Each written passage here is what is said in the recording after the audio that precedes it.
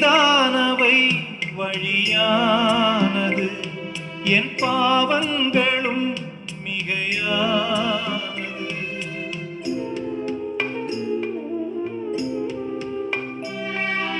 தீதானவை வழியானது என் பாவங்களும் மிகையானது. என் பாவக்கரையை நீர் நீக்கி என் வாழ்வில் இன்பம் தந்தீரே.